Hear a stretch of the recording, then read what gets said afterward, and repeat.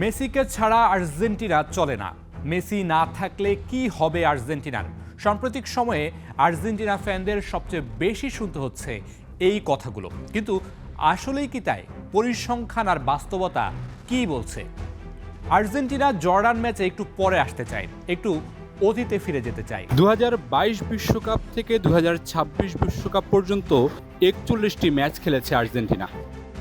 Argentina মোট 92 match খেলেছে, যেখানে 29টি ম্যাচে আলবিসেলেস্তাদের হয়ে মাঠে নেমেছিলেন মেসি। বাকি 12 ম্যাচে মেসিকে ছাড়াই খেলেছেন লিওনেল স্কালোনির দল। মেসিকে ছাড়া 12 ম্যাচের 11 ম্যাচেই জয় আর্জেন্টিনার, হার মাত্র একটিতে। এই 12 ম্যাচে গোল এসেছে 22টা, ম্যাচ প্রতি গড় গোল 1.83। এর মধ্যে প্রতিপক্ষ হিসেবে উল্লেখযোগ্য দলগুলো ছিল Brazil, Uruguay, Colombia, Peru, Chile. বিশ্বকাপ বাছাইয়ের সবশেষ ম্যাচেই ব্রাজিলকে 4-1 গোলে হারিয়েছিল মেসিবিহীন আর্জেন্টিনা। এবার একটু মেসি সহ আর্জেন্টিনার 29 ম্যাচ দেখা যাক। 70 গোল, ম্যাচ প্রতি গড় গোল 2.41, যেখানে মেসি একাই করেছিলেন প্রায় 24টি। মেসি সহ স্বাভাবিকভাবেই এগিয়ে আর্জেন্টিনা। তবে মেসি ছাড়া আর্জেন্টিনা অচল, সেই কথা বোধহয় বলার সুযোগ নেই। এবার একটু আর্জেন্টিনা জর্ডান ম্যাচে ফেরা যাক। মেসিকে ছাড়াই শুরুর একাদশ সাজান লিওনেল স্কালোনি। 60 মিনিটে মেসি মাঠে নামার আগে আর্জেন্টিনা 2-1 গোলে এগিয়েছিল। 19 মিনিটে জিওভানি লো সেলসো যে গোলটি করেছেন, তাতে এক পলকের জন্য মনে হচ্ছিল শটটা কি লিওনেল মেসি নিয়েছিলেন। এরপর পেনাল্টি থেকে 31 মিনিটে গোল করেন লাউতারো মার্টিনেজ।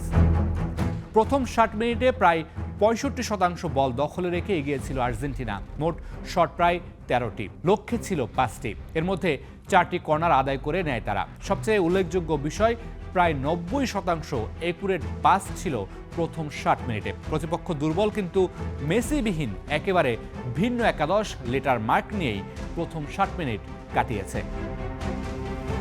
এক্সপার্ট ইঞ্জিনিয়ারদের দক্ষ হাতে দেশের মানুষকে প্রতিদিন সুরক্ষিত রাখার প্রত্যয় নিয়ে এলো সেফ সার্কিট ব্রেকার।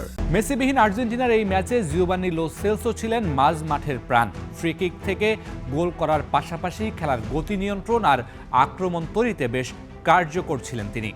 এছাড়াও মাঝমাঠে লিয়ান্দ্রো পারেদেস ছিলেন দারুণ ভূমিকায়। মিডফিল্ডে বলের নিয়ন্ত্রণ, সেই সাথে ডিফেন্স থেকে বল সরবরাহে গুরুত্বপূর্ণ ভূমিকা রাখেন তিনি, অনেকটা ডিপ বলের ভূমিকায়। নিকো পাজো মাঝ মাঠে বেশ ভালো ভূমিকায় ছিলেন। ক্রিয়েটিভ মুভমেন্টের পাশাপাশি লো সেলসো আর লাউতারোর সাথে ভালো সমন্বয় করেন তিনি। লিওনেল মেসিকে ছাড়া আর্জেন্টিনা অচল, এই কথা বলার সুযোগ মনে হয় আর নেই। তবে মেসি সহ আর্জেন্টিনা অন্য লেভেলের দল। তবে এই দলের মূল মাস্টারমাইন্ড লিওনেল স্কালোনি। প্রতিপক্ষ বিবেচনায় দল গড়া, ফরমেশন সাজানো, ম্যাচের মাঝে ফরমেশন পরিবর্তনের ওস্তাদি, সবকিছু মিলিয়ে 2018 বিশ্বকাপের পর তিলে তিলে গড়ে তোলা হয়েছে আর্জেন্টিনা দলকে। এই দলের প্রাণ ভোমরা মেসি এটা সবার মধ্যে ঢুকিয়ে দিয়ে 2022 বিশ্বকাপ জিতেছেন স্কালোনি।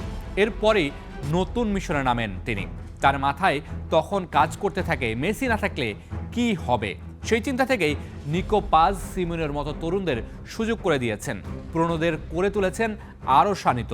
নতুন আর পুরনোদের ব্লেন্ডিংটা এমনভাবে করেছেন যাতে লিওনেল মেসির অভাবটা অনুভূত না হয়। তবে এটাও ঠিক, মেসিকে কেন্দ্র করেই এখনও চলছে আর্জেন্টিনার বিশ্বকাপ যাত্রা। Mamunur Rashid, star play.